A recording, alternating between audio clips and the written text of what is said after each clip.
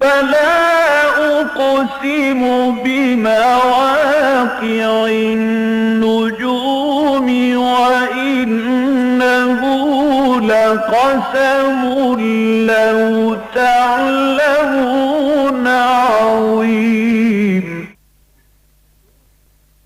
إنه لقرآن كريم في كتاب مكنون لا يمسه إلا المطهرون تنزيل من رب العالمين.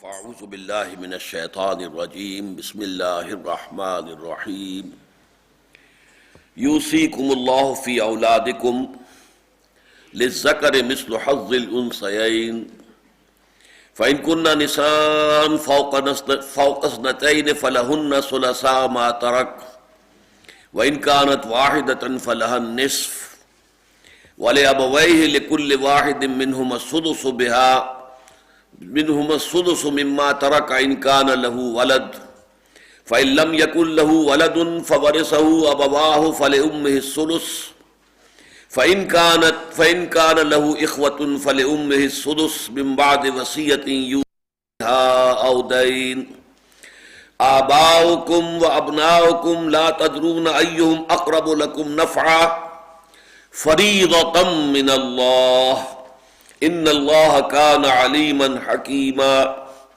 ولکم نصف ما ترک ازواجکم ان لم یکن لہن ولد فإن کان لہن ولد فلکم الربع مما ترکن من بعد وصیۃ یوصین بها او دین ولہن الربع مما ترکتم ان لم یکن لکم ولد فإن کان لکم ولد فلہن الثمن مما ترکتم من بعد وصیۃ توصون بها او دین وَإِن كَانَ رَجُلٌ يُورَثُ كَلَالَةً أَوْ امْرَأَةٌ وَلَهُ أَخٌ أَوْ أُخْتٌ فَلِكُلِّ وَاحِدٍ مِّنْهُمَا السُّدُسُ فَإِن كَانُوا أَكْثَرَ مِنْ ذَلِكَ فَهُمْ شُرَكَاءُ فِي الثُّلُثِ مِنْ بَعْدِ وَصِيَّةٍ يُوصَى بِهَا أَوْ دَيْنٍ غَيْرَ مُضَارٍّ وَصِيَّةً مِّنَ اللَّهِ وَاللَّهُ عَلِيمٌ حَلِيمٌ تلك حدود الله ومن يطع الله ورسوله يدخله جنات تجري من تحتها الانهار خالدين فيها وذلك الفوز العظيم ومن يعص الله ورسوله ويتعدى حدوده يدخله نارا خالدا فيها وله عذاب مهين صدق الله العظيم رب اشرح لي صدري ويسر لي امري واحلل عقدة من لساني يفقهوا قولي اللہم ربنا الہمنا رشدنا واعذنا من شرور انفسنا اللہم ارنا الحق حقا وارزقنا اتباعہ وارنا الباطل باطلا وارزقنا اجتنابہ آمین یا رب العالمین۔ ابھی ہم نے سورہ نساء کے دوسرے رکوع کی تلاوت کی ہے۔ یہ کل 4 آیات پر مشتمل ہے اور اس میں قرآن مجید میں نہایت ایجاز کے ساتھ، نہایت اختصار اور اجمال کے ساتھ اسلام کا مکمل قانون وراثت آ گیا ہے۔ بلکہ اگر تجزیہ کیا جائے تو ان 4 آیتوں میں سے بھی 2 آخری آیتیں جو ہیں وہ اخروی جزا و سزا سے متعلق ہیں۔ اصلاً جو قانون وراثت ہے صرف 2 آیات میں بیان ہوا ہے۔ ویسے ان میں اگر اضافہ کیا جائے کہ پہلے رکوع کی جو آیت نمبر 7 تھی جس کا ہم مطالعہ کر چکے ہیں، وہ اصل میں اس قانون وراثت کے لیے تمہید کی حیثیت رکھتی ہے، تو اس کو شامل کیا جائے۔ اور دوسرے یہ کہ یہاں پر جو ایک قانون بیان ہوا ہے کلالہ کی وراثت کے بارے میں، اس کے بارے میں چونکہ کچھ اشکالات پیدا ہوئے صحابہ کرام کے مابین اور انہوں نے حضور سے وضاحت طلب کی، تو جو آیت وضاحت پر مشتمل نازل ہوئی ہے وہ اس سورہ مبارکہ کے آخر میں ہے. آج کے درس میں ہم اسے بھی شامل کریں گے تاکہ بات مکمل ہو جائے. اس طرح سے یہ 2 آیتیں اور شامل کر لی جائیں تو پھر وہی تعداد 4 کی بنے گی کہ پورا قانون وراثت اپنی تمہید سمیت کل 4 آیات میں آ گیا ہے. اب میں چاہتا ہوں کہ اس سے پہلے کہ ہم ان آیات کا مطالعہ کریں کہ جن میں کہ آج میں نے ابھی تلاوت کی ہے، وہ پہلی آیت ہم دوبارہ پڑھ لیں، آیت نمبر 7 جو ہے، اس لیے کہ وہ ہے نہایت جامع تمہید. اس میں ارشاد فرمایا گیا تھا للرجال نصیب مما ترک الوالدان والاقربون، مردوں کے لیے بھی حصہ ہے اس سب میں سے کہ جو والدین چھوڑ کر مرے یا بہت قریبی رشتہ دار. وللنساء نصیب مما ترک الوالدان والاقربون، اسی طرح عورتوں کے لیے بھی حصہ ہے اس سب میں سے کہ جو ان کے والدین چھوڑ کر مرے یا ان کے قریبی رشتہ دار. مما قل منہ او کثر، اب یہ 2 چیزیں تاکید کے ساتھ آئی، تاکید کے لیے آئی، چاہے وراثت تھوڑی ہو چاہے زیادہ ہو. نصیبا مفروضا، اور یہ تمام حصے جو ہیں فرض کیے گئے ہیں، اللہ تعالیٰ کی طرف سے معین ہے، طے شدہ ہے، ان میں کسی کمی بیشی کا اختیار کسی کو حاصل نہیں ہے. اصل میں وراثت کے بارے میں اگر ہم دنیا کے مختلف تہذیبوں کا یا مذاہب کا جائزہ لیں تو 6-7 بڑی بڑی گمراہیاں جو ہیں آپ کو ملیں گی تاریخ انسانی میں. مثلا ایک گمراہی یہ رہی ہے کہ کسی فرد کا چھوڑا ہوا مال جو ہے وہ اس کی اولاد یا اس کے اقربا کی وراثت میں نہیں جائے گا، ان کو نہیں ملے گا، بلکہ وہ تو پوری قوم کی اجتماعی ملکیت ہوگا، گویا کہ حکومت کے قبضے میں آ جائے گا. ایک گمراہی یہ رہی ہے کہ جیسا کہ قبائلی نظام ہوتا ہے تو جو بھی کوئی ترکہ ہے جو وراثت ہے وہ قبیلے کی ملکیت ہوگی، اس پر کسی فرد کا کوئی حق نہیں.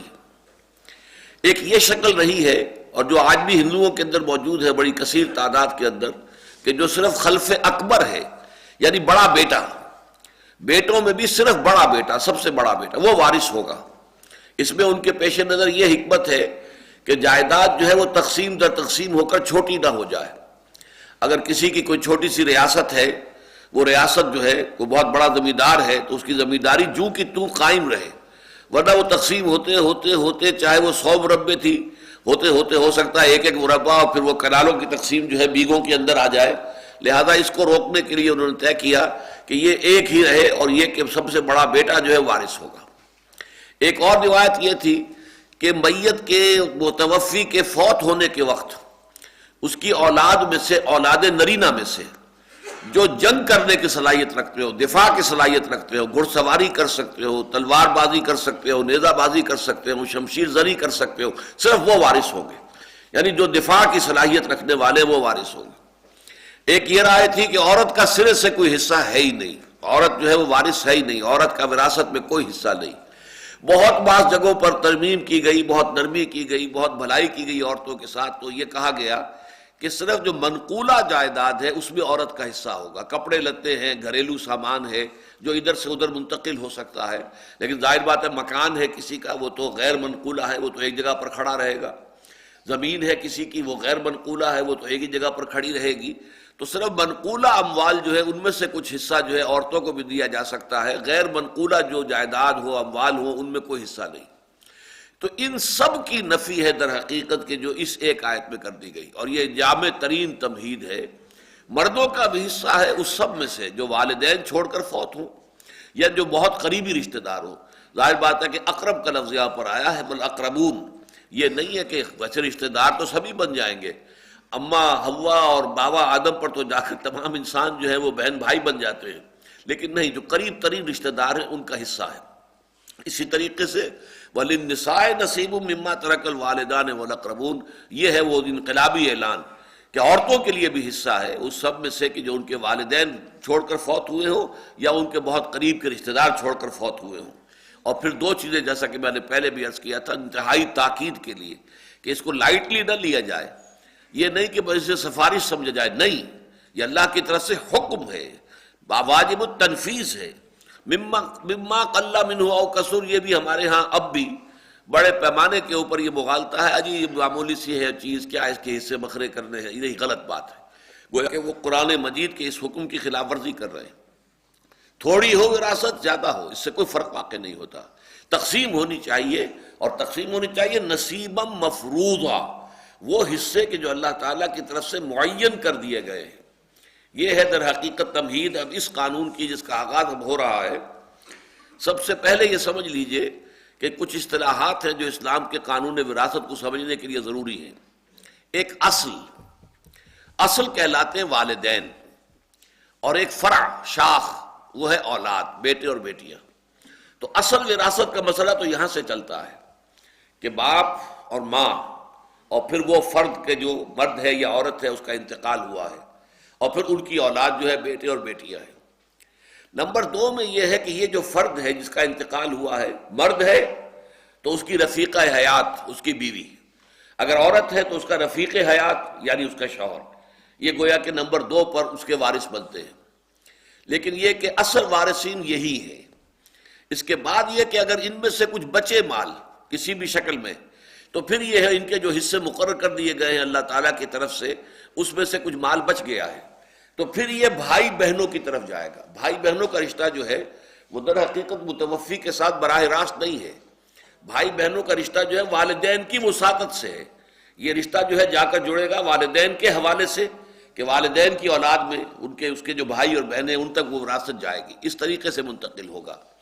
اصل میں صرف باپ نہیں ہے، دادا بھی ہے، پردادا بھی ہے. یہ گویا کہ یہ سب کے سب شمار ہوں گے جو بھی موجود ہوں اگر اس کے اندر. اسی طرح فرع کے اندر بیٹے بھی ہیں، پوتے بھی ہیں، پڑ پوتے بھی ہیں. البتہ یہ کہ اگر ایک موجود ہے، مطلب دادا موجود ہے، تو پڑ دادا کو حصہ نہیں ملے گا.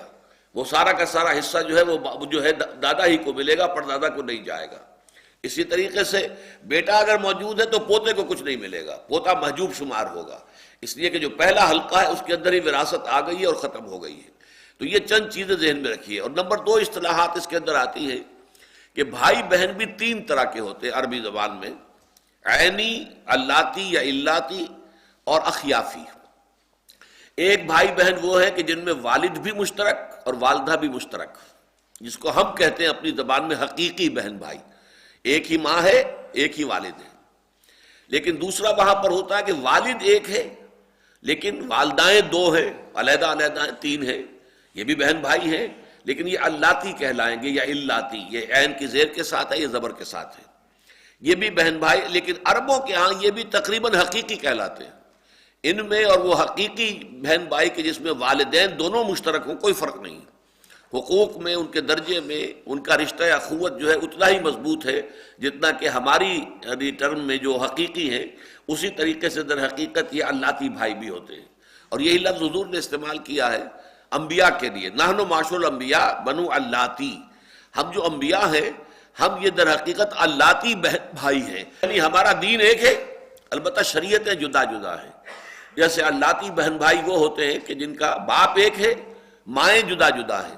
تو ہمارا دین تو ایک ہے. شرع لکم من الدین ما وصی بہ نوحا والذی اوحینا الیک وما وصینا بہ ابراہیم وموسیٰ وعیسیٰ. 5 کا دین ایک ہے، اگرچہ شریعت موسوی اور ہے، شریعت محمدی اور ہے، شریعتوں کا فرق ہے. تو نحن معاشر الانبیاء، حضور نے فرمایا ہم جو انبیاء ہیں، ہماری جو ایک جماعت ہے، ہمارا معاشرہ ہے، ہماری ایک امت ہے. قرآن مجید میں 2 جگہ آیا ہے: ان ھذہ امتکم امۃ واحدۃ وانا ربکم فاعبدون. اے نبیو، اے میرے تمام نبیوں اور رسولوں، تم سب ایک ہی امت ہو اور میں تم سب کا رب ہوں، پس میری ہی بندگی کرو. تو یہ ایک ہی امت ہے. حضور نے معاشر الانبیاء کا، نحن معاشر الانبیاء، ہمارا جو معاشرہ ہے انبیاء کا، بنو اللاتی، ہم در حقیقت باپ ہمارا ایک ہے لیکن مائیں ہماری جدا ہیں. تو یہ اللاتی بہن بھائی کہلاتے ہیں. نمبر 3 ہے اخیافی. اخیافی وہ ہوتے ہیں کہ جن میں ماں تو مشترک ہے، باپ علیحدہ ہے. ان کا درجہ ظاہر بات ہے کم تر ہے، ان کا رشتہ اخوت اس درجے مضبوط نہیں ہے. اس لیے کہ اسلام میں قانونی اعتبار سے اولاد کا تعلق زیادہ جو ہے وہ والد کے ساتھ ہے. ویسے یہ کہ احترام اور ادب اور خدمت والدہ کی زیادہ ہے، لیکن یہ کہ قانونی طور پر حق جو ہے وہ والد کا ہے. اس حوالے سے جب والد جدا ہو گئے تو وہ رشتہ اخوت جو ہے وہ اب اتنا مضبوط نہ رہا جتنا کہ اس شکل میں کہ والد ایک ہو. چاہے ماں بھی ایک ہو اور چاہے ماں جدا ہو، لیکن والد اگر ایک ہو تو چاہے وہ عینی ہو یا اللاتی ہوں وہ ان کے ہاں حقیقی شمار ہوتے ہیں. البتہ اخیافی جو ہے ان کے درمیان فرق واقع ہو جاتا ہے. بس یہ چند اصطلاحات سامنے ہوں اسی طریقے سے ایک اور بھی اصطلاحات جو ہیں قانون وراثت پر اگر آپ کو کتاب پڑھیں گے تو ایک ذوی الفروض کہلاتے ہیں، یعنی جن کے حصوں کا تعین قرآن مجید کے اندر آیت کے اندر لفظاً ہو گیا ہے، وہ ہیں جن کے کہ فرائض مقرر کر دی اللہ تعالیٰ کی طرف سے، حصے معین ہو گئے۔ ایک عصبہ کہلاتے ہیں، عصبہ وہ ہیں کہ جو جیسے کہ ہم کہتے ہیں نحن عصبہ، قرآن مجید میں آیا ہے سورہ یوسف میں کہ حضرت یوسف علیہ السلام کے بھائیوں نے کہا تھا کہ یہ حضرت یوسف اور ان کے جو بھائی ہیں بنیامین، لا یوسف و اخوہ احب الی ابینا منا ونحن عصبہ، یہ یوسف اور اس کا بھائی جو ہے یہ ہمارے والد حضرت یعقوب علیہ السلام کو بہت زیادہ محبوب ہے ہم سے، ہماری نسبت سے، حالانکہ ہم ایک جماعت ہیں پوری، ایک گروہ ہے، ایک طاقت ہے۔ تو عصبہ اس سے عصبیت کا لفظ بنا ہے، ایک گروہی طور پر آپ کے اندر احساسات ہوتے ہیں اور آپ اس گروہ کا ڈیفینڈ کرنے کے لیے ہر وقت جو ہے اپنے گروہی مفادات کو ڈیفینڈ کرنے کے لیے کمر کس لیتے ہیں، تو یہ عصبیت کہلاتی ہے۔ لیکن یہ کہ عصبہ عین کے زبر کے ساتھ جو آتا ہے وہ عصبہ تھا، یہ عصبہ ہے۔ عصبہ کہلاتے ہیں وہ جیسے کہ اب یہ ہمارے جو جوڑوں کے جو پٹھے ہیں کہ جو جوڑوں کو جوڑ کر رکھتے ہیں مضبوطی کے ساتھ، ہلنے نہیں دیتے، یہ عصبہ ہے۔ اعصاب اسی لیے ان کی جمع کی جاتی ہے، اعصاب ڈھیلے پڑ گئے ہیں، یعنی جوڑوں کے بند جو ہے وہ ڈھیلے پڑ گئے ہیں، پٹھے کمزور ہو گئے۔ تو عصبہ وہ ہے کہ جو کسی ایک خاندان کے اندر اس کے تمام رشتوں کو جوڑنے والے ہیں۔ ان میں ظاہر بات ہے کہ سب سے پہلے والدین ہیں کہ جن سے اصل میں اصل کہا جاتا ہے، جب ہم ویسے سوچتے ہیں تو والدین ٹاپ پر ہے، پھر ان کی اولاد ہوئی، پھر ان کی اولاد ہوئی، اور یہ بیچ والی جو ہے نسل اس کو متوفی یا متوفیہ ہم کہتے ہیں کہ اس کی پھر جو ہے وراثت منتقل ہوگی۔ تو ایک ہے ان کے اوپر والدین اور ایک ہے ان کے نیچے یعنی ان کی اولاد، یہ ہے سب سے پہلے وارث، اولین وارث یہ ہے۔ لیکن ویسے جب لفظ استعمال ہوتا ہے تو والدین کو اصل کہتے ہیں اور اولاد کو فرع کہتے ہیں، گویا کہ یہاں پر تشبیہ جو ہے وہ درخت کی ہے۔ درخت میں آپ کو معلوم ہے جڑ نیچے ہے، اس کے بعد تنا ہے، تنے کے بعد شاخیں ہیں، تو جڑ جو ہے وہ والدین ہے، پھر بیٹا وہ ہے یا بیٹی ہے جس کی کہ وفات کے اوپر اور یہ سارا وراثت کا معاملہ جو ہے زیر غور ہے، پھر ان کی شاخیں ہیں، اولاد جو ہے بیٹے اور بیٹیاں وہ ان کی شاخیں، وہ فرع کہلاتے ہیں۔ فرمایا یوصیکم اللہ، سب سے پہلے تو اللہ وصیت کر رہا ہے تمہیں، تاکید کر رہا ہے، حکم دے رہا ہے فی اولادکم، تمہاری اولاد کے بارے میں، للذکر مثل حظ الانثیین، بیٹے کے لیے دو بیٹیوں کے برابر کا حصہ ہے، یعنی بیٹے کو دوہرا ملے گا، بیٹی کو اکیلا ملے گا۔ سب سے پہلا فرق تو یہ کیا گیا بیٹی بھی وارث ہے، بیٹا بھی وارث ہے۔ وہ تو گویا کہ پہلے جو آیت ہم نے آیت نمبر 7 پڑھی ہے اس میں واضح ہو چکا، للرجال نصیب مما ترک الوالدان والاقربون وللنساء نصیب مما ترک الوالدان والاقربون، تو وارث ہونے کے اعتبار سے تو برابر ہیں، لیکن وراثت میں حصہ جو ہے وہ بیٹی کا جو ہے وہ نصف ہے، بیٹے کا اس کے مقابلے میں دگنا ہے۔ اچھا، اس کی جو علت اور حکمت ہے وہ بالکل صاف سمجھ میں آتی ہے، اس لیے کہ سارا معاملہ ہوتا ہے آپ کسی جز کو کل کے پس منظر میں رکھ کر دیکھیں۔ اسلام کا نظام کیا ہے؟ عائلی نظام، نان نفقہ لڑکے کے ذمے ہے، لڑکی جو اس کے گھر میں آئے گی بیوی بن کر، اس کو کوئی کمائی کرنے کی ضرورت نہیں ہے، اس کو اپنے آپ کو سپورٹ نہیں کرنا ہے، بلکہ اس کو سپورٹ کرنا شوہر کے ذمے ہے۔ اسی طریقے سے بیٹا شادی کرے گا تو اسے مہر دینا ہوگا، بیٹی کی شادی ہوگی تو اسے مہر ملے گا۔ اس حوالے سے اس میں بالکل عدل اور انصاف کی بات ہے کہ وراثت میں بیٹی کا حصہ جو ہے وہ آدھا رکھا گیا ہے بیٹے کے مقابلے میں۔ بیٹے نے ایک خاندان کو سپورٹ کرنا ہے، اس کی کفالت کرنی ہے، جبکہ بیٹی تو خود جو ہے کسی اور کی سپورٹ پر ہوگی، اس کا نان نفقہ جو ہے وہ اپنے شوہر کے ذمے ہوگا۔ اسی طریقے سے بیٹا شادی کرے گا تو مہر ادا کرے گا، بیٹی کی شادی ہوگی تو اسے مہر ملے گا۔ تو اس پورے کانٹیکسٹ میں رکھ کر دیکھیے تو یہ بات بھی میں سمجھتا ہوں کہ غیر معقول نہ ہوتی، معقول ہوتی کہ بیٹی کا کوئی حصہ وراثت میں نہ ہوتا، اس لیے کہ بیٹی کے اوپر کوئی جو ہے مالی ذمہ داری ہے ہی نہیں۔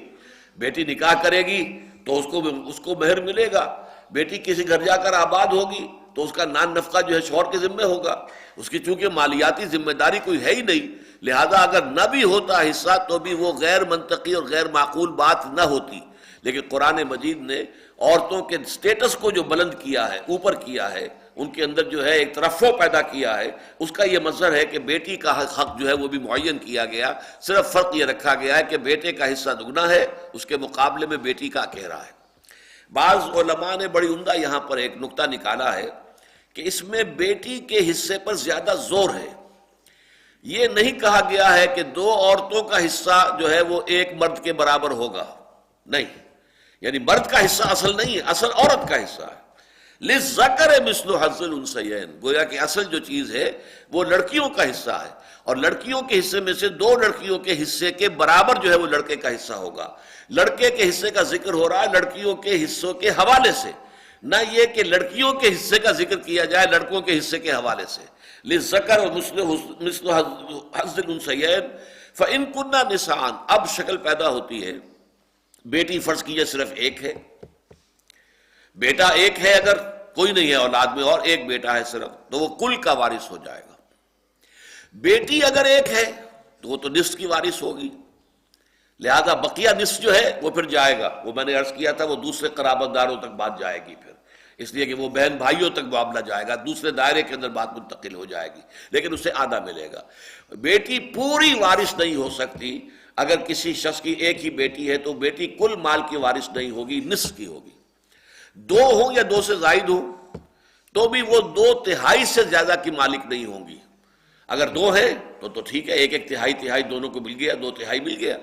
تین ہے تو وہی دو تہائی جو ہے تین حصوں میں تقسیم کیا جائے گا۔ چار ہے تو وہی دو تہائی جو ہے وہ چار حصوں میں تقسیم کیا جائے گا، اور وقس علی ذالک پانچ ہے تو پانچ میں تقسیم کیا جائے گا، لیکن ٹوٹل وراثت کے دو تہائی سے زیادہ نہیں ہوگا۔ یہ بات یہاں بیان کی گئی۔ فإن كن نساء فوق اثنتین، اگر وہ ہوں بیٹیاں، عورتیں ہوں دو سے زائد، فلہن ثلثا ما ترک، تو ان کے لیے ہوگا دو تہائی اس میں سے جو چھوڑا گیا ہے مال، جس کی وراثت کا معاملہ آپ طے کرنے بیٹھے ہوئے ہیں، دو تہائی ہوگا۔ وَإِن كَانَتْ وَاحِدَةً، اور اگر وہ ہو اکیلی، فَلَهَا النِّصْفُ، تو اس کو نصف ملے گا۔ اب یہاں خود بخود ایک بات واضح ہو گئی کہ اگر بیٹا ایک ہوگا تو پورا وارث ہو جائے گا، اس لیے کہ بیٹے کے لیے بیٹی سے دگنا حصہ ہے۔ تو بیٹی اگر اکیلی ہے تو نصف وراثت پا رہی ہے، تو بیٹا اگر اکیلا ہے تو وہ پوری وراثت کا جو ہے مالک ہو جائے گا، لیکن اس کو یہاں بیان نہیں کیا کیونکہ نہایت ایجاز ہے، نہایت اختصار ہے، ضرورت سے زیادہ ایک حرف جو ہے وہ بات نہیں کی جا رہی ہے، اور اسی کے اندر سمو لیا گیا ہے۔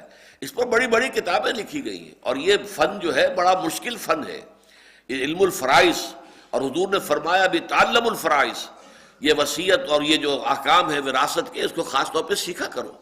اس میں ہمارے اسپیشلسٹ ہوتے ہیں علماء، ہر عالم دین میں نہیں کر سکتا، اس لیے کہ جب پروپوزیشن آتی ہے کہ ایک شخص فوت ہوا ہے، بیٹا کوئی نہیں ہے، ایک پوتا ہے، بھائی کوئی نہیں ہے، بھتیجا ہے، والد نہیں ہے، دادا ہے، بتاؤ اب اس کی وراثت بتاؤ۔ اب اس کے اوپر جو حساب کتاب جڑیں گے، مختلف کیٹیگریز کے لوگ جمع ہو گئے، تو یہ آسان کام نہیں ہے، لیکن یہ کہ پوٹینشلی وہ سارا کچھ جو ہے ان دو آیتوں کے اندر موجود ہے۔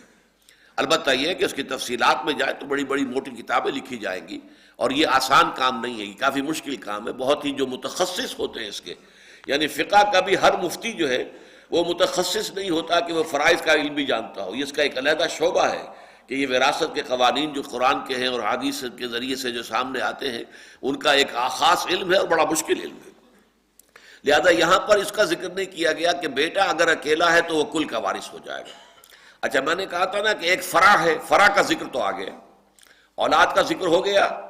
پہلا اصول یہ کہ بیٹے کا حصہ دگنا ہوگا بیٹی سے۔ نمبر دو یہ بیٹا اکیلا ہے تو کل کا وارث، بیٹی واحد ہے، اکلوتی ہے، کوئی اور نہ بیٹا ہے نہ بیٹی، تو وہ نصف۔ دو سے زائد ہیں بیٹیاں یا دو ہیں تو دو تہائی کے اندر شریک ہو جائیں گی۔ یہ قانون ہو گیا بیٹے اور بیٹی کے بارے میں۔ اب آئیے جو اصل ہے، جڑ ہے، وَلِأَبَوَيْهِ لِكُلِّ وَالِدٍ مِّنْهُمَا السُّدُسُ مِمَّا تَرَكَ إِن كَانَ لَهُ وَلَدٌ، اور اس کے جو والدین ہیں ابوین یعنی باپ بھی اور ماں بھی، اس کے والدین، لِكُلِّ وَاحِدٍ مِّنْهُمَا، ان میں سے ہر ایک کے لیے ہے السدس، چھٹا حصہ، مما ترکا، اس میں سے کہ جو چھوڑا ہے متوفی نے یا متوفا نے، ان کان لہو ولد، اگر اس کے اولاد بھی ہے۔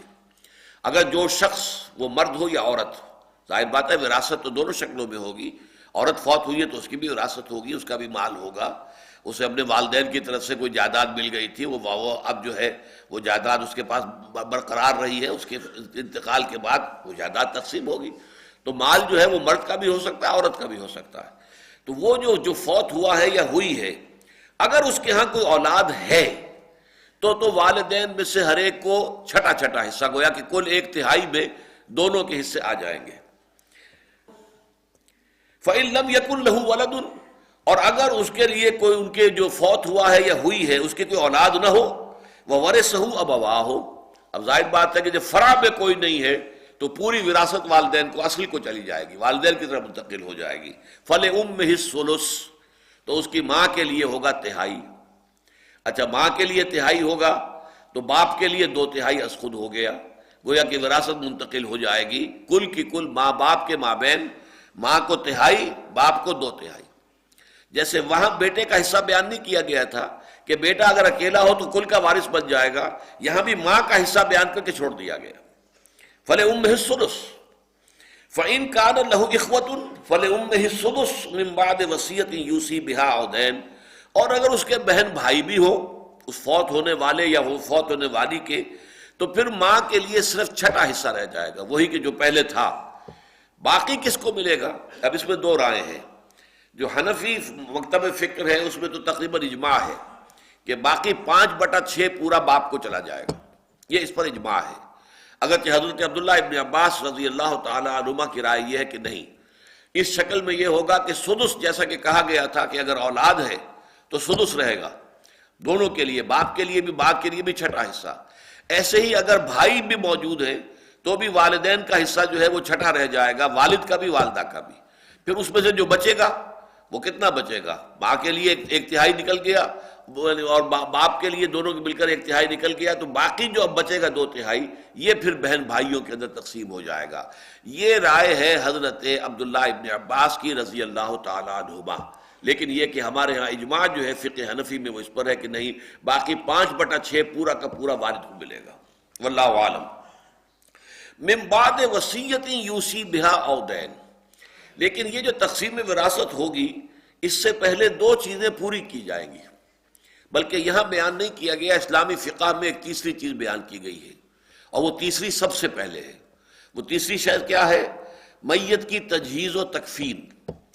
اب اس کے لیے کفن خریدنا ہے، اس کے لیے اور کوئی جو بھی سامان ہے، فرض کیجئے کہیں قبر جو ہے اس کی بھی زمین خریدنی پڑتی ہے وغیرہ وغیرہ، جو بھی تجہیز و تکفین و تدفین، اس پر جتنا کچھ خرچ ہوگا پہلے اس کی وراثت میں سے وہ نکالا جائے گا۔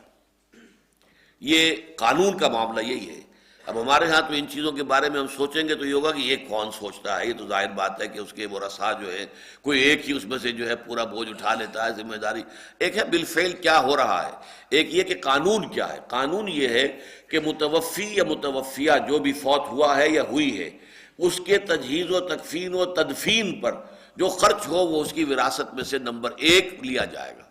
اس میں خامخواہ جو ہے کوئی یعنی فضول خرچی بھی نہ کی جائے، اس لیے کہ کسی کا اپنا مال تو جانی رہا، وہ تو میت کا مال ہے، نہیں، بلکہ ٹھیک ٹھیک حساب کے ساتھ جو ہے خرچ ہو، لیکن پہلا خرچ وہ ہوگا۔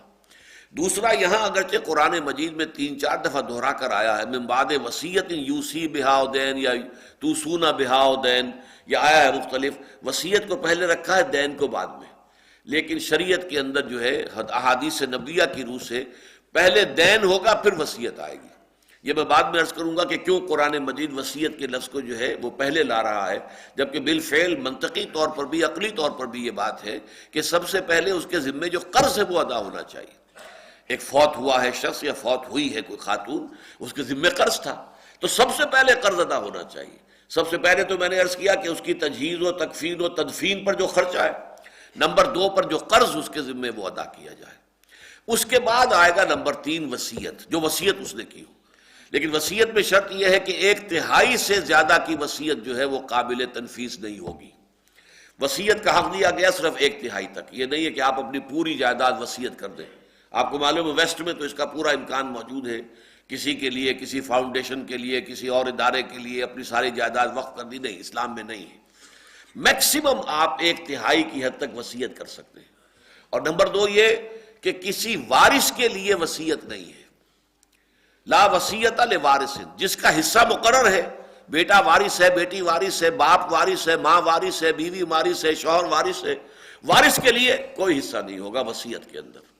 اگرچہ بعض حضرات نے اس کے اندر یہ کہا ہے کہ اگر تمام ورثاء متفق ہو جائیں تو کسی وارث کے اوپر بھی وصیت کا اطلاق ہو سکے گا، اگر تمام ورثاء، اس لیے کہ ظاہر بات ہے کہ سب کا حق اس میں شامل ہے، کہ اگر وارث کو جو ہے کوئی حصہ مزید دیا جا رہا ہے تو ایک حصہ تو اسے اپنی وراثت کے حق کے بنا پر مل رہا ہے کہ اس کا حصہ اتنا ہے، تہائی ہے، چوتھائی ہے، پانچواں ہے، آٹھواں جو بھی ہے، لیکن یہ کہ مزید اس کو وصیت کے طور پر مل رہا ہے. تو یہ چیز اگر تو تمام ورثاء متفق ہو جائیں تب تو یہ اپلیکیبل ہوگی، ورنہ نہیں. لیکن عام اجماع اسی پر ہے، لا وصیت لوارث، کسی وارث کے لیے وصیت نہیں ہے. تو وصیت کے لیے دو چیزیں آپ نے نوٹ کر لی. نمبر ایک یہ کہ ایک تہائی سے زیادہ بھی نہیں ہوگی. اگر کسی نے کر دی ہے وصیت ایک تہائی سے زیادہ کی تو بھی وہ اس کے اندر نافذ نہیں ہوگی، تنفیذ اس کی ہوگی ایک تہائی کی حد تک، اس سے زیادہ نہیں. لیکن یہ کہ وصیت کو کیوں ذکر کیا گیا ہے دین سے مقدم، اس لیے کہ وصیت کی ایسا نہ ہو کہ لوگ اس کی اہمیت کو نہ سمجھیں. وصیت کی اپنی جگہ پر اہمیت ہے. دین کا معاملہ تو یہ ہے کہ کوئی مطالبہ کرنے والا باہر کھڑا ہوا ہے، وہ کہہ رہا ہے صاحب میرا یہ قرض تھا ان کے ذمے، اور یہ دیکھو یہ ثبوت ہے، یہ ان کا اقرار نامہ ہے، اور یہ قرض ادا نہیں ہوا ہے. تو دین تو آپ کو دینا ہی دینا پڑے گا، اس لیے کہ اس کے لیے تو قرض خواہ جو ہے، جو بھی ہے، جس کا مطالبہ حق ہے وہ کھڑا ہے. وصیت والے کو تو چونکہ یہ بغیر کسی حق کے مل رہا ہے، اس کے لیے تو چھپر پھاڑ کر گویا کہ کوئی چیز اللہ تعالیٰ کی طرف سے اسے مل رہی ہے، تو ادھر سے مطالبہ جو ہے وہ مضبوط نہیں ہے. لیکن اللہ کی طرف سے اس کی تاکید کرنی مقصود ہے، اس لیے دین سے بھی پہلے وصیت کا ذکر کیا گیا تینوں مقامات پر جو ہم ابھی پڑھیں گے. پہلا یہ آیا ہے من بعد وصیت یوصی بہا او دین، متوفی مرد ہو یا عورت ہو، جو بھی وصیت اس نے کی ہو اس کو پورا کر کے اور قرض کو پورا کر کے. تعمیل میں قرض پہلے آئے گا، وصیت بعد میں آئے گی، اور وصیت ایک تہائی سے زیادہ میں نافذ نہیں ہوگی، اور وصیت کسی وارث کے لیے نہیں ہوگی. آباؤکم و ابناؤکم لا تدرون ایہم اقرب لکم نفعا، تمہارے آبا و اجداد یا تمہارے بیٹے پوتے تم نہیں جانتے کہ ان میں سے کون تمہارے لیے زیادہ قریب ہے نفع کے اعتبار سے. یعنی انسان اگر قانون بنائے گا کس کا حق زیادہ ہونا چاہیے تو یہ دیکھے گا کہ کس کے ساتھ متوفی کا حق زیادہ وابستہ ہے، کون زیادہ نافع تھا. بیٹا زیادہ نافع ہے باپ کے حق میں، اس کی عزت کا، اس کا حفاظت کا وہ گویا کہ وہ محافظ بنتا ہے، اس کا دست و بازو بنتا ہے، اس کی بھاگ دوڑ میں اس کا ساتھی بنتا ہے، لہذا اس کا حصہ زیادہ ہونا چاہیے. یعنی انسان اگر سوچے گا تو اس کے عقل جو ہے وہ، اور بیٹی تو ظاہر بات ہے کہ کسی اعتبار سے بھی نافع ہے ہی نہیں، یعنی خاص طور پہ قبائلی زندگی کے اندر بیٹی کی کیا حیثیت ہے، کچھ بھی نہیں. اس حوالے سے بیٹی کا کوئی حق نہیں ہونا چاہیے. یا والدین بوڑھے باڑے ہیں، ان کا کیا معاملہ رہ گیا، ان کی کیا ضرورت ہے، اور کیا وہ نفع پہنچا سکتے تھے، لیکن وہ تو نفع جو بھی پہنچانا تھا بچپن میں پہنچا دیا. وہ اپنی جبلت کے تحت انہوں نے بچے کو پالا پوسا، اس کو پروان چڑھایا، لیکن اب تو کوئی نفع وابستہ نہیں ہے. میت کا کوئی نفع وابستہ نہیں تھا والدین سے، بلکہ والدین تو یہ کہا جا سکتا ہے، لیکن اگرچہ کہنا نہیں چاہیے، کہ وہ تو ایک طرح کی لائبلٹی ہے، اب بڑھاپے میں ان کو سپورٹ کرنا پڑ رہا ہے. تو تم اگر قانون بناؤ گے تو تمہارے اپنے اور معیارات ہوں گے، اور پھر وہ ہر شخص کا اپنا معیار جدا ہوگا، وہ قانون بنانے میں اپنے اپنے معیار کے مطابق جو ہے وہ فرق کرے گا. لیکن یہاں یہ ہے کہ تم نہیں جانتے کہ کون زیادہ اقرب ہے نفع کے اعتبار سے، کون نہیں ہے. یہ بنا ہے ہی نہیں، یہ بنیاد ہے ہی نہیں، یہ اساس ہے ہی نہیں قانون کے لیے، بلکہ فریضۃ من اللہ، یہ تو فریضہ ہے اللہ کی جانب سے. یہ آخری فیصلہ ہے جو اللہ تعالیٰ نے کر دیا ہے، جس میں کہ تمہارے کسی اختیار کو کوئی دخل نہیں، تمہارے کسی فلسفے کو کوئی دخل نہیں، تمہارے کسی قیاس کو کوئی دخل نہیں. یہ نہیں کہ کون نافع زیادہ ہے اس کے حوالے سے اس کا حصہ بڑھایا جائے، کون نافع کم ہے اس کا گھٹا دیا جائے، نہیں، قطعاً نہیں. آباؤکم و ابناؤکم لا تدرون ایہم اقرب لکم نفعا فریضۃ من اللہ. اور اس میں مزید زور، ان اللہ کان علیما حکیما، دیکھ لو اللہ علیم ہے اور حکیم ہے. پہلی بات تو یہ کہ اس نے جو بھی فیصلہ کیا ہے، جو معین کیے ہیں، وہ علم کی بنیاد پر کیے ہیں اور حکمت کی بنیاد پر کیے ہیں. اس کا علم کامل ہے، اس کی حکمت بالغہ ہے، لہذا اس کا جو بھی فیصلہ ہے جو اس نے طے کیا ہے وہ حکمت بالغہ اور علم کامل کی بنیاد پر ہے. دوسری یہ کہ اگر تم اس کے اندر کچھ پسو پیش کرو گے، کوئی اس کے اندر کمی بیشی کرو گے، کوئی اس میں کرنی جو ہے کہیں ڈنڈی مارو گے، تو جان لو کہ اللہ علیم ہے، اس کے علم سے یہ بات باہر نہیں ہوگی، اس کی جواب دہی تمہیں اللہ کے ہاں کرنی پڑے گی. تو میں نے عرض کیا تھا کہ وراثت میں سب سے پہلے تو یہ ہے کہ والدین اور یہ متوفی مرد یا عورت اور پھر ان کی اولاد. اور اس میں چونکہ زیادہ حصہ جو ہے عموماً سمجھا جاتا ہے کہ وراثت تو اولاد کا معاملہ ہے، تو قرآن مجید نے بھی پہلے اولاد کا، فرع کا ذکر کیا ہے کہ للذکر مثل حظ الانثیین. اور اگر صرف ایک بیٹا ہو تو کیا ہوگا، صرف ایک بیٹی ہو تو کیا ہوگا، اور دو سے زیادہ بیٹیاں ہوں، دو ہوں تو کیا ہوگا. یہ سارا قانون آ گیا. اس کے بعد آ گیا جو اصل تھی، جڑ، اس کے بارے میں فرما دیا گیا کہ اگر تو جو متوفی یا متوفیہ ہے اس کے اولاد بھی ہے تو والدین میں سے ہر ایک کو چھٹا حصہ، یعنی 1/3 میں دونوں فارغ۔ اگر دوسری یہ کہ اگر اولاد ہے تو والدہ کا تو وہ چھٹا حصہ رہے گا، باقی یہ ہے کہ جو حصہ ہے والد کا اس کے بارے میں اختلاف ہے، جیسا کہ میں نے عرض کیا فقہ حنفی کا اجماع ہے کہ 5 حصے بقیہ جو ہیں 5/6 وہ والد کو چلے جائیں گے۔ عبداللہ ابن عباس ان کی رائے کا میں خاص طور پر اس لیے ذکر کر رہا ہوں کہ انہیں حبر الامہ کہا ہے امت نے، کہ یہ امت کے بہت بڑے عالم ہیں، اور اللہ تعالیٰ اللہ کے رسول صلی اللہ علیہ وسلم نے دعا کی تھی حضرت ابن عباس کے لیے، اللہم فقہہ فی الدین وعلمہ التاویل، اے اللہ اس نوجوان کو دین کا فہم عطا کر، تفقہ عطا کر، اور خاص طور پر قرآن مجید کی تفسیر و تعویل جو ہے اس کا علم جو ہے خصوصیت کے ساتھ عطا کر۔ اس لیے عبداللہ ابن عباس رضی اللہ تعالیٰ عنہما کی رائے کا میں ذکر کر رہا ہوں، ورنہ یہ کہ اجماع جو ہے وہ یہی ہے کہ بقیہ سارے 5 حصے جو ہیں وہ باپ کو جائیں گے۔ اب اس کے بعد آ رہا ہے یہ جو جانبین ہوتے ہیں، شوہر کے لیے بیوی وارث ہے اور بیوی کے لیے شوہر وارث ہے۔ وَلَكُمْ نِصْفُ مَا تَرَكَ أَزْوَاجُكُمْ إِن لَّمْ يَكُن لَّهُنَّ وَلَدٌ، تمہارے لیے آدھا ہوگا اس ترکے میں سے جو تمہاری بیویاں چھوڑ دیں اگر ان کے کوئی اولاد نہ ہو۔ فَإِن كَانَ لَهُنَّ وَلَدٌ، پھر اگر ان کی اولاد ہو فَلَكُمُ الرُّبُعُ مِمَّا تَرَكْنَ مِن بَعْدِ وَصِيَّةٍ يُوصِينَ بِهَا أَوْ دَيْنٍ، تو پھر تمہارے لیے چوتھا حصہ ہوگا۔ یہ متوفی کے بارے میں توجہ دلائی گئی ہے کہ لفظ صحیح نہیں ہے، باقی بات صحیح ہے، لیکن ایک غلط العام ہوتا ہے، اور غلط العام کے بارے میں کہا جاتا ہے فصیح، غلط العام فصیح، اس لیے میں نے 1-2 مرتبہ کہا بھی متوفا، تو عربی قواعد کی روح سے تو اصل میں لفظ جو ہے وہ متوفا بنے گا، جس کو وفات دے دی گئی ہو۔ متوفی تو اللہ ہے کہ جو وفات دیتا ہے، لیکن ہمارے ہاں اردو میں غلط العام کے طور پر جیسے مغوی اور مغویہ، حالانکہ اسے مغوات کہنا چاہیے، لیکن یہ کہ وہ مغویہ کہلاتی ہے۔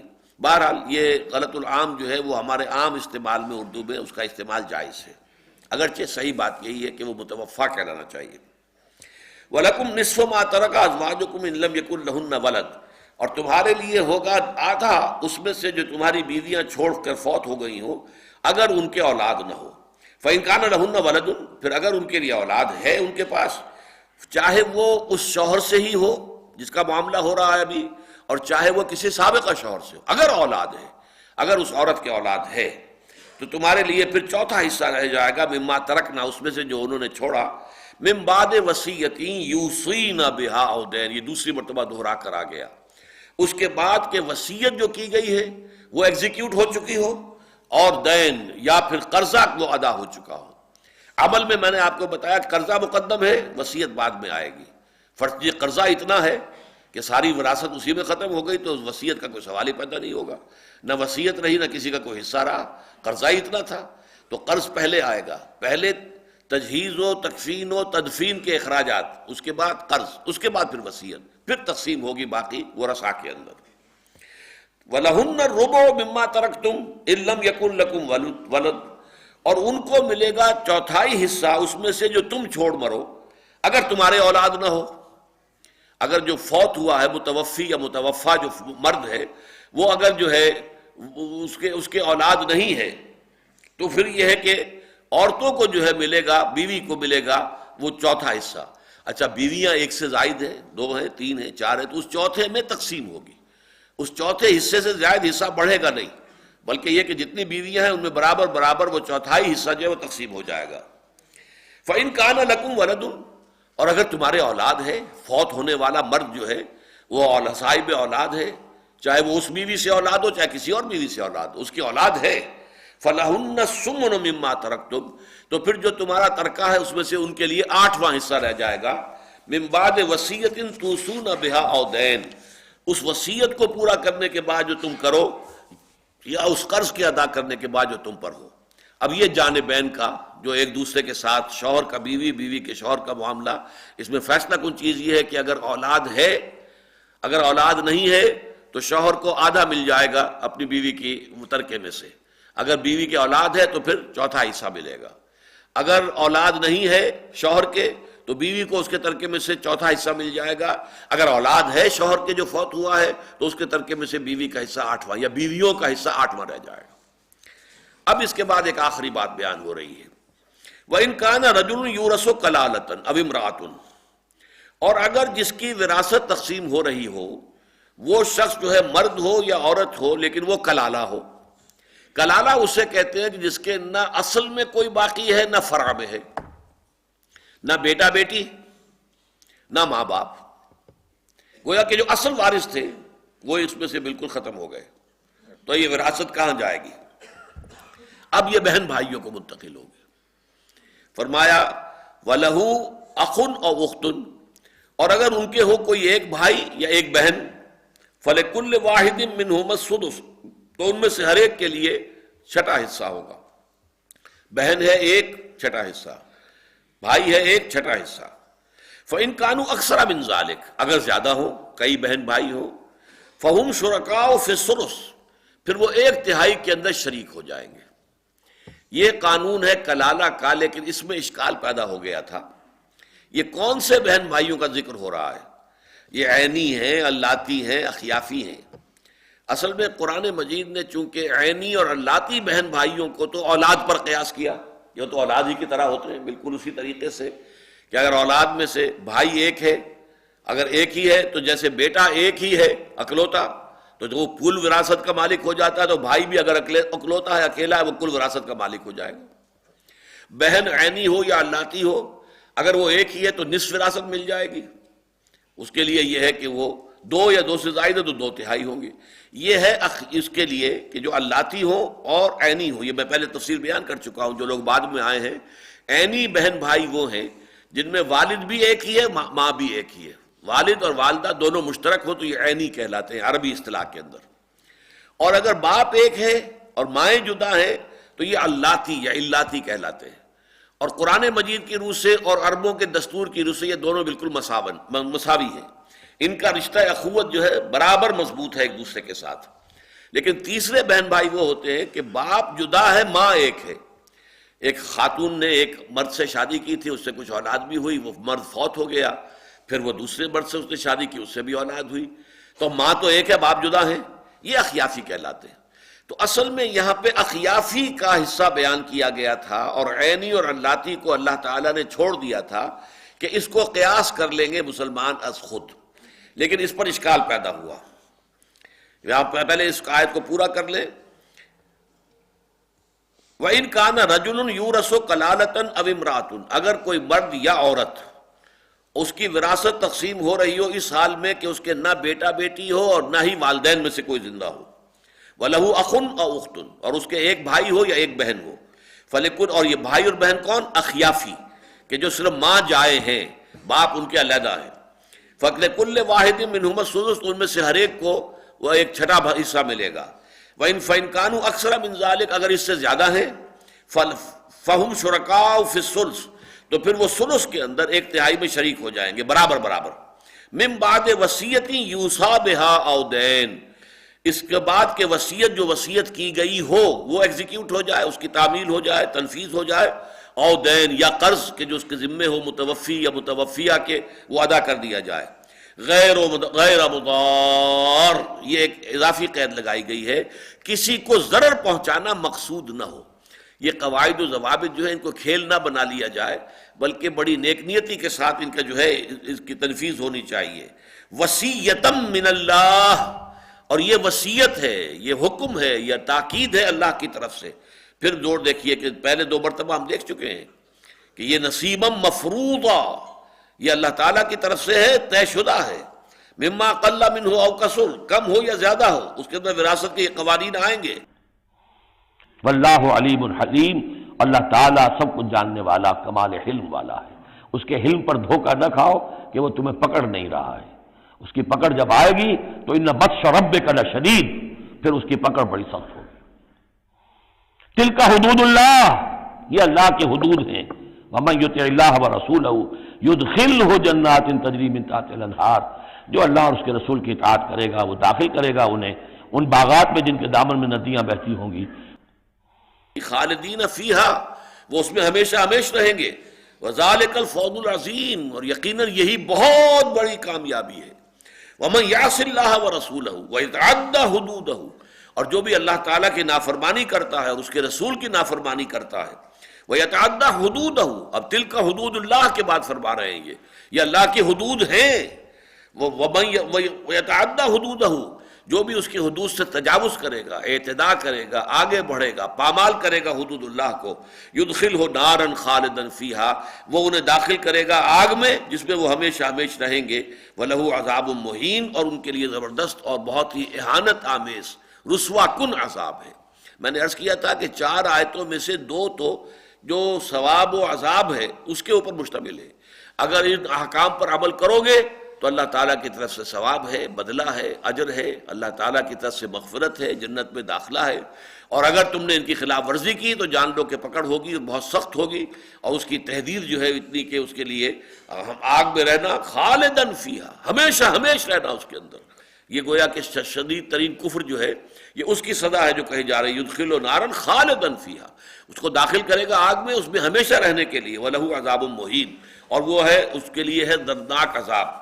اب نوٹ کر لیجئے اس کا جو آخری آیت آئی ہے سورہ نساء کی، وہ اسی ضمن میں مزید وضاحت طلب کی گئی.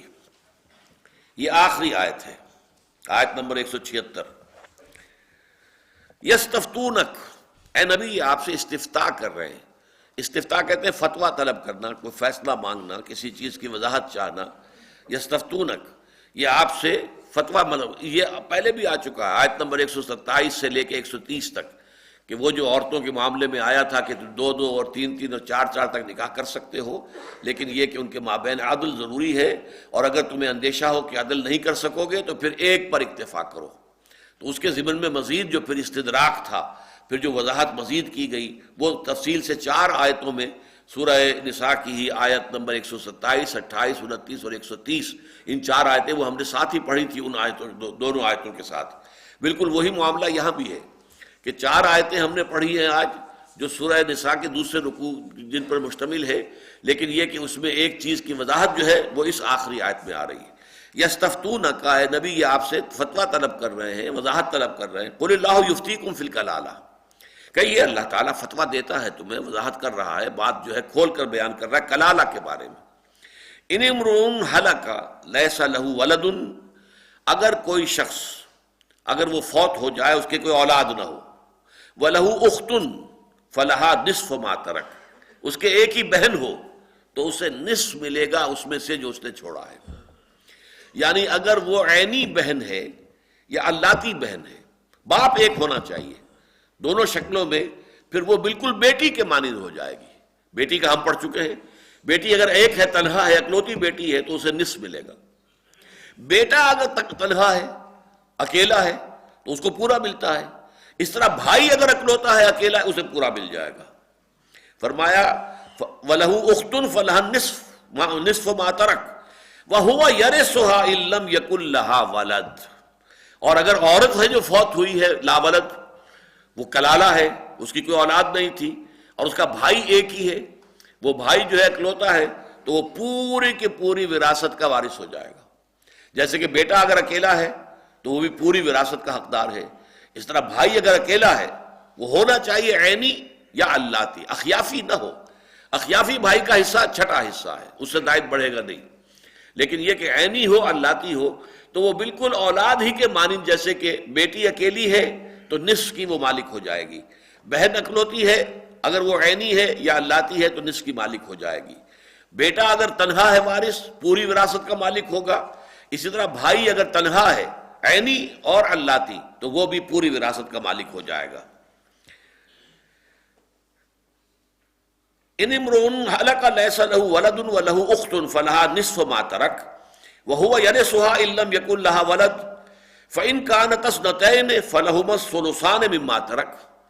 اور اگر وہ 2 بہنیں ہوں تو جیسے کہ 2 بیٹیوں کا معاملہ تھا، اگر 2 بیٹیاں ہی وارث ہیں تو وہ 2/3 کے اندر شریک ہو جائیں گی، اور 2 سے زیادہ ہو تو بھی وہ 2/3 کے اندر شریک رہیں گی. 2/3 کو برابر برابر انہیں تقسیم کر دیا جائے گا. ایک شخص 8 بیٹیاں چھوڑ کر مر گیا ہے تو 2/3 وراثت میں سے ان کے حصے بنائے جائیں گے، 2/3 میں سے 8 حصے بنائے جائیں گے، تو گویا کہ 8 × 24، 2/24، 1/12 حصہ ہر ایک کو ملے گا. تو یہ شکل رہے گی اگر معاملہ یہ ہو کہ اس کے بہنیں ہوں 2 سے زائد. وَإِن كَانُوا إِخْوَةً رِجَالًا وَنِسَاءً، اور آخری شکل کیا ہے؟ اگر وہ ہو بہن بھائی، بھائی بھی ہو بہنیں بھی ہو، فَلِلذَّكَرِ مِثْلُ حَظِّ الْأُنثَيَيْنِ، تو جو سب سے پہلا لفظ آیا تھا کہ یوصیکم اللہ فی اولادکم للذکر مثل حظ الانثیین، تو جیسے اولاد میں بیٹے بھی ہیں بیٹیاں بھی ہیں، تو ہر بیٹے کو ہر بیٹی کے مقابلے میں دگنا ملے گا. اسی طریقے سے بہن بھائی جو ہیں بشرطے کہ وہ عینی ہو یا اللاتی ہو. اخیافی کا معاملہ وہ تھا کہ جو دوسرے رکوع میں بیان ہو چکا ہے، وہ علیحدہ رہے گا. یہاں پر اصل میں عینی اور اللاتی کے ذکر اللہ تعالیٰ نے اس لیے نہیں فرمایا تھا کہ اس کو قیاس کیا جانا چاہیے اور قیاس کیا جا سکتا تھا اولاد کے اوپر، لیکن چونکہ یہ کہ لوگوں کو اس میں اشتباہ ہوا اور شک رہا، لہذا انہوں نے سوال کیا، وضاحت طلب کی، تو یہ وضاحت کر دی گئی. یبین اللہ لکم ان تضلوا، دیکھو اللہ تمہارے لیے بات کو واضح کر رہا ہے تاکہ تم گمراہ نہ ہو جاؤ، بھٹک نہ جاؤ. اللہ نے ہر چیز کو کھول کھول کر بیان کر دیا، حالانکہ یہ شے اس کے اندر مثبت تھی، اس کو تم قیاس کر سکتے تھے، لیکن اس کے باوجود جب تمہیں اشتباہ ہوا، تمہیں شک کا سامنا ہوا، ہم نے اس کی بھی مزید وضاحت کر دی ہے. یبین اللہ لکم ان تضلوا، یہاں ان کے معنی ہے مبادا، اللہ تعالیٰ تمہارے لیے واضح کر رہا ہے مبادا تم گمراہ ہو جاؤ، بھٹک جاؤ. واللہ بکل شیء علیم، اور اللہ ہر چیز کا علم رکھنے والا ہے. اصل میں تو تمہیں سیدھے راستے پر قائم رکھنے والی بات یہ یقین ہے کہ اللہ کے علم میں ہے تمہارا ہر عمل، تمہارا ہر قول، اور تمہیں اپنے ہر عمل اور ہر قول کی جواب دہی اللہ کی عدالت میں کرنی ہوگی. بارک اللہ لی ولکم فی القرآن العظیم ونفعنی وإیاکم بالآیات والذکر الحکیم.